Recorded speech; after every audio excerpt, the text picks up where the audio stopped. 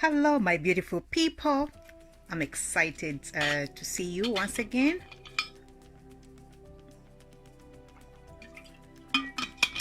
This is yours truly, Christine, with Exhibit Africa Inc. And once again, I'm excited for you to be joining me as we venture on to another country on the continent of Africa. I want to thank you so much if you've been following me, and if you're new, welcome. Please don't forget to check out our previous series. We're on a long safari on the continent of Africa, and as we speak we're heading to Sierra Leone. So welcome. If you've missed our previous areas, stopovers, I would strongly suggest that go to my YouTube channel and watch your favorite countries. We started off with Angola. And so remember, you can also, if you're driving or you're in the kitchen, you can just turn on, if you have unlimited, for those who have unlimited data, yeah, you can just listen in. You don't have, because the videos pretty much show this beautiful face of mine. But yes, you can listen in as you drive. So just head to my YouTube channel, subscribe, and catch up on the missed episodes. So I don't want to take any further time because we have a lot to cover as far as Sierra Leone goes.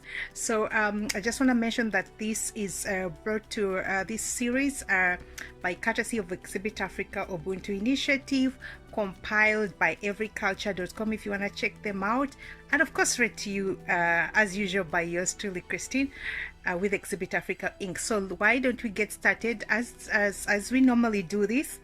We're gonna kick off with the orientation. We're gonna dig into the location and geography of this beautiful country.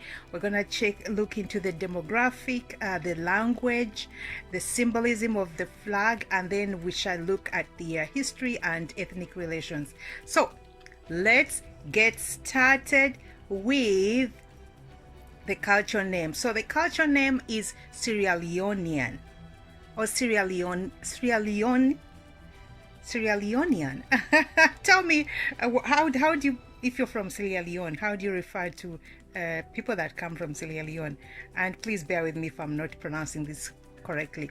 Anyway, so let's move on to the alternative name, which is the Republic of Sierra Leone. Now, I just want to let you know that some of the events that I'm going to be covering in today's series might be outdated. So if you have any current information, please feel free to share that in the comment section. Okay, so let's move on to the orientation. Identification. So the name Sierra Leone dates back to 1462, when Portuguese explorer Pedro de Sintra, sailing down the West African coast, saw the tall mountains rising up on what's now the Freetown Peninsula and called them the Lion Mountains, or Sierra Leone. Successful visits by English sailors and later British colonization modified the name to Sierra Leone. Despite distinctive regional variations in language and location,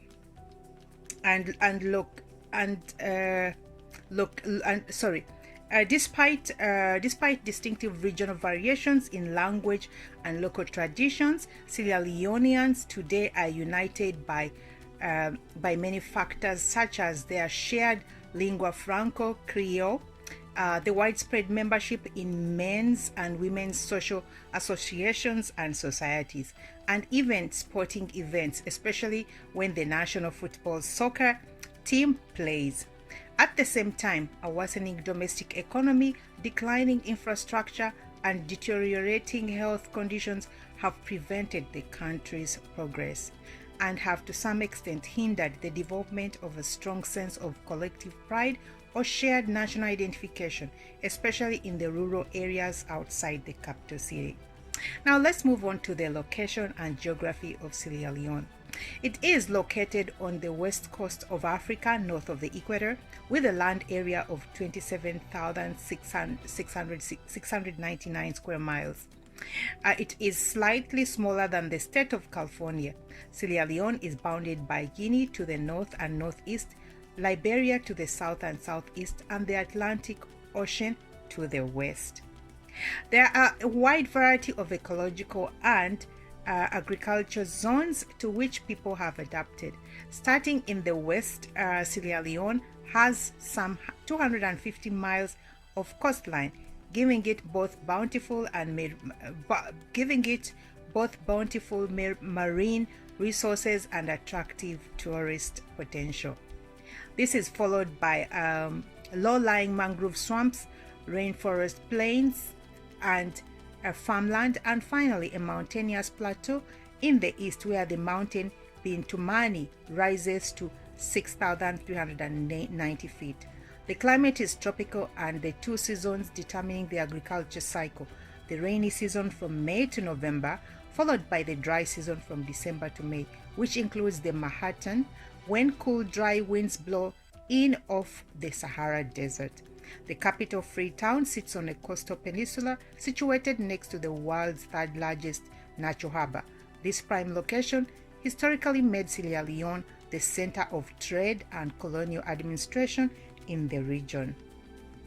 Now let's look at their demography. The population of Sierra Leone is 4.7 million, the majority being children and youth. The population has been increased at over 2% per year, though this has declined somewhat due to since the civil conflict that began in 1991. 31% of the people live in urban areas. The average woman bears 6 children during her lifetime. There are also numerous Sierra Leoneans living and working abroad, especially in England and the United States. They generate active discussion concerning events in their country and provide an important source of resources to their families at home. Let's look at the linguistic affiliation. Different reports list between 15 and 20 different ethnic groups. This is a discrepancy not so much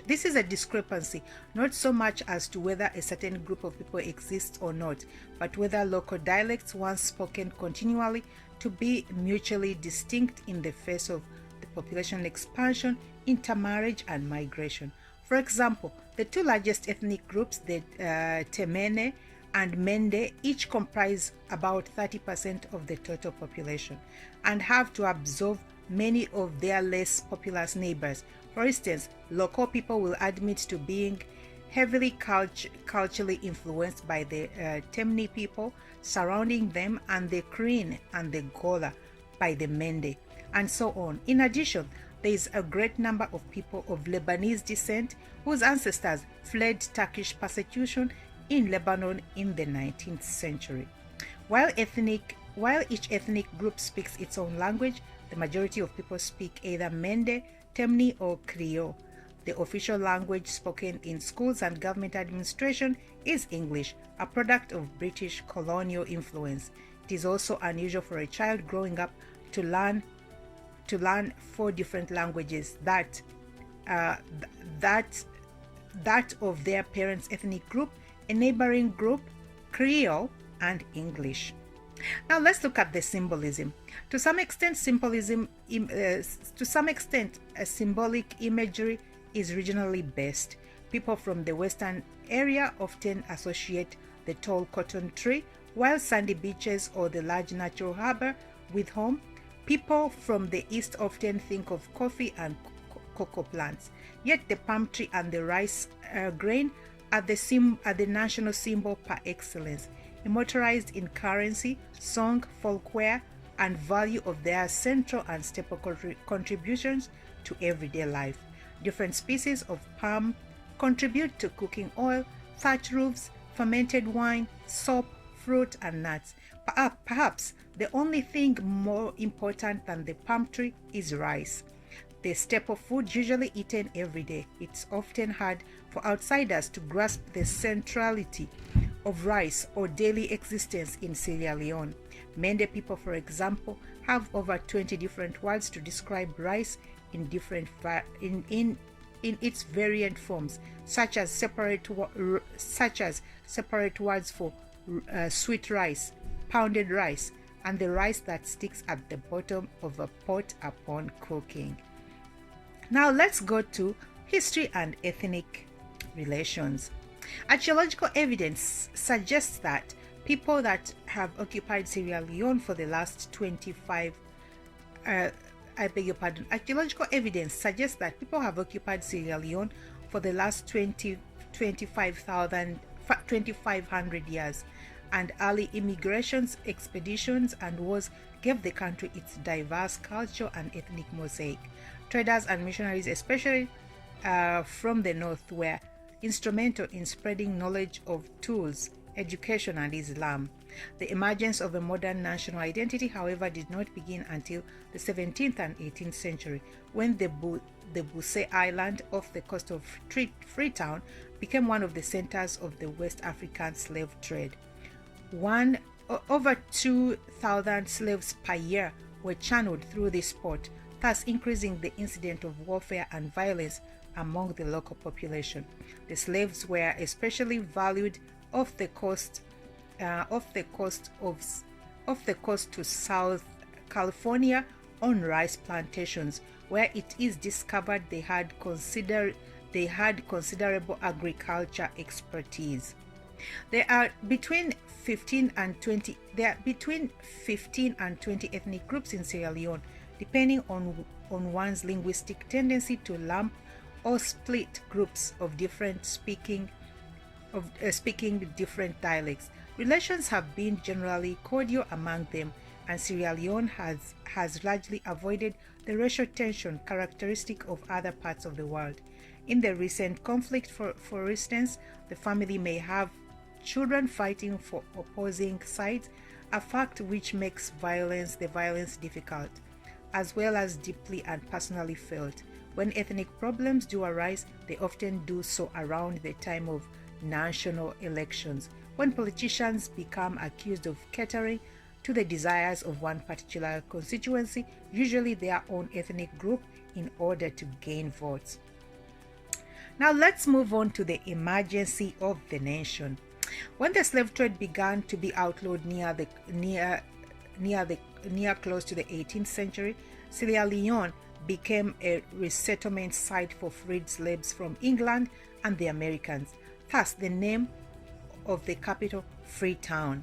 English philanthropists concerned about the welfare of unemployed blacks on the streets of London pushed a benevolent movement to round them up and take them back to Africa to settle, where they could begin life anew.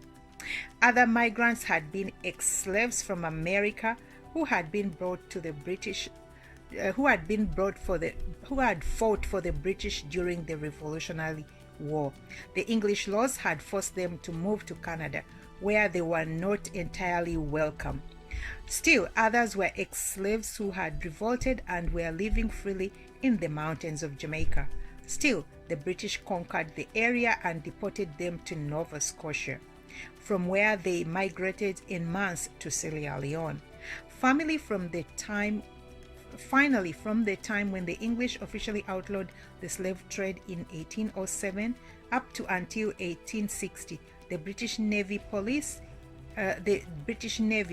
the West African coast for trading ships, would intercept them and release their human cargoes in Freetown, in what became a rapidly expanding settlement. In 1808, Sierra Leone became a British Crown colony ruled under the colonial governor. The British administration favored a policy of indirect rule, whereby they relied on slightly reorganized indigenous institutions to implement colonial policies and maintain order. Rulers who had been kings and queens became instead paramount chiefs, some of them appointed by the administration and then forced into subordinate relationships. This allowed the crown to organize labor forces for timber cutting and mining, to grow cash crops for export, or send work expeditions to plantations as far as the Congo. Sierra Leoneans did not passively accept such manipulations. The 1889 Hat Tax Rebellion occurred as a response to British attempts to impose an annual tax on all these houses in the country. The Temne and Mende people especially refused to pay, attacking and looting trading posts and killing policemen, missionaries, and all those suspected of assisting the colonial government. Pressures to end colonialism had so much to do with Britain's weakened positions following World War II, as it did with the Pan-African demands for autonomy. Sierra Leone became an independent sovereign state on the 27th of April 1961 with the Milton Magai as its own prime minister. 10 years later, on 19th April 1971, the country became a republic with an elected president as the state of head. Now let's go to the national identity. National identity has been influenced by several factors besides the common experiences shared under colonialism or since independence. One of the most important has been the development of regional lingua franca Creole, a language that unites all the different ethnic groups, especially in their trade and interaction with each other. Another has been the near universal membership across ethnic lines in men's and women's social organization, especially polo among the men and Budu or Sande among the women. Now let's go to the ethnic relations. There are between 15 and 20 ethnic groups in Sierra Leone, depending on one's linguistic tendency to lump or split groups of people speaking different dialects. Relations have generally been good between them, and Sierra Leone has largely avoided the racial tension characteristic of other parts of the world. When problems do arise, they often originate at the time of national elections, with politicians being accused of catering to the desires of a particular constituency, usually their own ethnic group, in order to gain votes. Now let's move on to urbanization, architecture, and the use of space. Around the capital Freetown, the architecture of the houses is somewhat unique. Often wood and clapboard in structure, they are noticeably influenced by Creole and local English styles. Also in Freetown, large buildings have become a source of national pride, especially the government state house and the National Football Stadium, which is a central gathering place for many large events. Outside of Freetown, the traditional house in Sierra Leone is a clay and thatch structure built with a thatch roof. Construction can either be wattle or daubi. Wattle is the frame of a group of poles secured by intertwining of twigs and vines. The frame is then daubed or plastered with soft earth to cover it, or clay and earth blocks, which are dried and hardened in the sun. These construction techniques have the advantage of allowing the house to stay relatively cool inside during the season of the hot and dry months. Modern materials are now incorporated into building techniques, especially zinc sheets for roofs and cement to cover floors and walls, while making the interior of the house considerably less cool during the heat. These materials do not allow for more permanent structure needing less maintenance.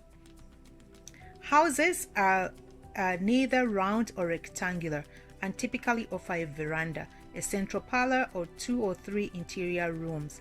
These may function as beds or food storage areas for both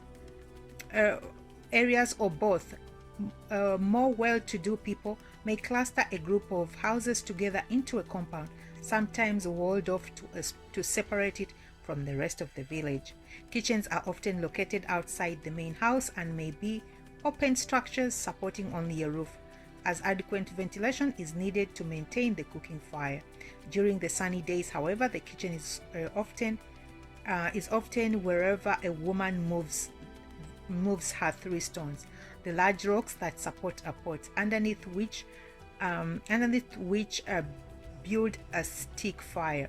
The same area during the cool Manhattan evenings then becomes a place where children gather to hear stories told by their elders.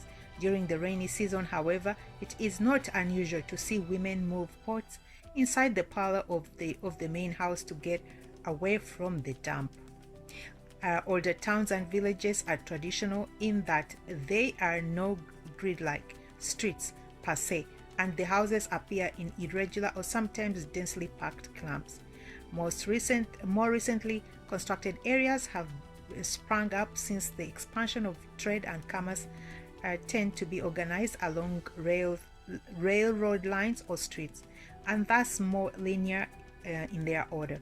Depending on the size, almost every village will include shops or market areas, a centralized public court space, a church or a mosque, a school, wells, and latrines. Near the outside of the village is typically a cemetery, and either edge of town a carefully defined poro or bodu bush, one area strict off limits for women and other area of limits for men.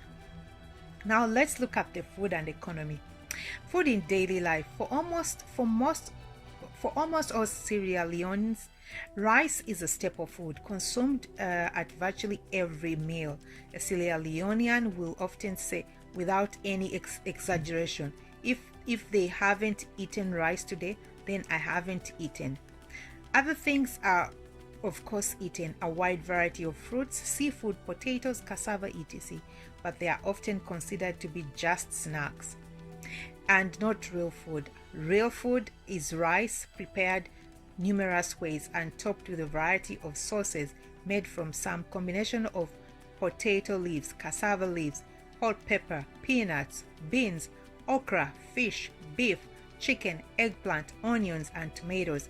Bones, particularly chicken bones, are a delicacy because their brittle nature makes the sweet marrow inside easily accessible. Along the street, one can find snacks such as fresh mangoes, oranges, pineapple, papaya, dried plantains, cassava, potato chunks with pepper sauce, small bags of popcorn or peanuts, bread, roasted corn, or skewers of grilled meat or shrimp. Local bars in some towns and villages will also sell pollo, the sweet, lightly fermented palm oil tapped from the high tops of a palm tree. Pollo bars can be areas of lively informal debate and conversation among men.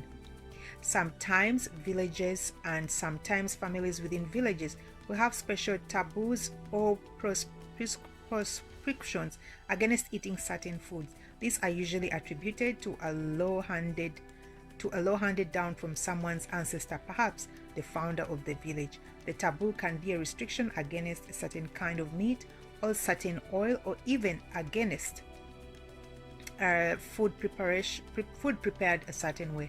Violation is usually seen as risky preposition, and it can occur and can incur the ill feelings that would be guardians either living or dead.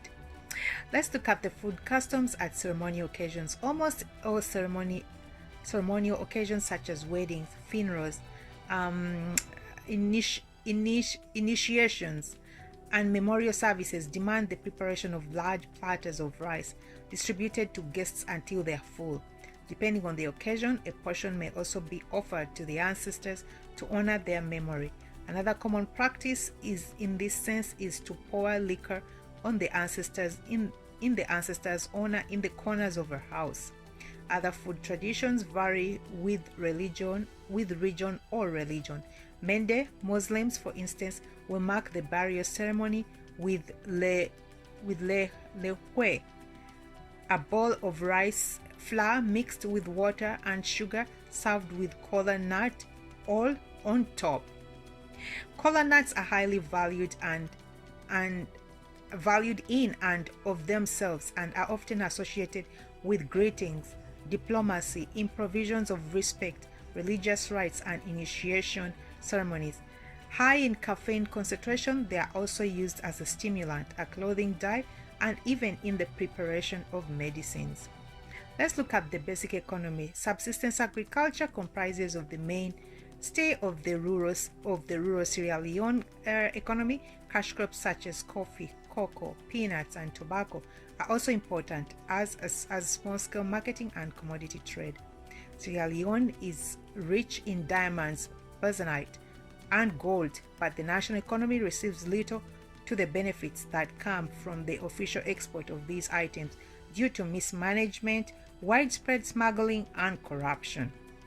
Land tenure and property, or the territory of an administrative chiefdom, is technically held by the paramount chiefs. Underneath his authority, other family members who can prove descent from a village founder then control the land close to their home.